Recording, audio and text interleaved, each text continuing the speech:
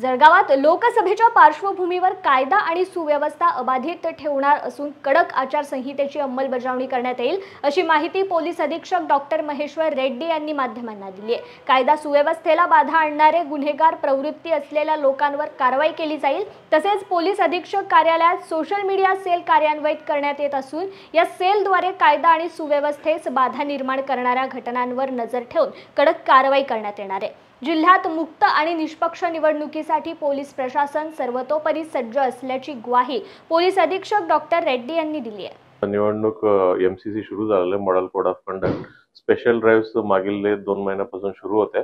मागील 1 महिन्यापासून special drives मध्ये वॉन्टेडचे 101 लोकांना आम्ही पकडण्यात आलेला आहे आणि एरियामध्ये जे बॉर्डर मधून इथं येणारे आर्म्स त्याच्याबद्दल पण आम्ही मोठ्या पद्धतीने कारवाई झालेली आहे। जवळपास 25 एक आर्म्स बी पकडलेले आहे। ते सूत्रधार आहेत जे सप्लाय करतात त्यांना देखील म्हणजे पकडण्यामध्ये यश झालेलं आहे आणि आता स्पेशल ड्राइव्ह सुरू करणार आहे। स्पेशल ड्राइव्ह मध्ये जे पेंडिंग नॉन बेलेबल वॉरंट्स असतील किंवा हिस्ट्री शीट अपडेशन्स असतील किंवा प्रिव्हेंटिव्ह ऍक्शन करणारे जे नॉन क्रिमिनल्स वरती प्रिव्हेंटिव्ह ऍक्शन घेण्याची ही सर्व कामचं स्पेशल ड्राइव्ह करणार आहे। त्याच्यासोबत जे इलिगल लिकर जे कोणी विकतायत त्याच्यावरती पण आम्ही स्पेशल ऍक्शन सुरू करणार आहे आणि त्यासोबत एक्झिक्युटिव्ह मॅजिस्ट्रेट सोबत FST आता सुरू होणार आहे। काही दिवसानंतर SST देखील सुरू होणार आहे।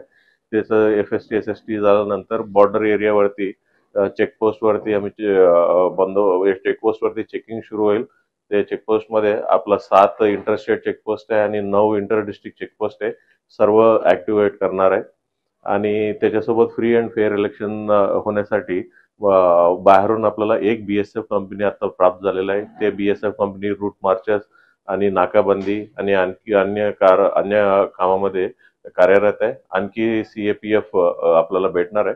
आल्यानंतर फ्री अँड फेअर इलेक्शनसाठी सर्वत्र तयारी झालेली आहे।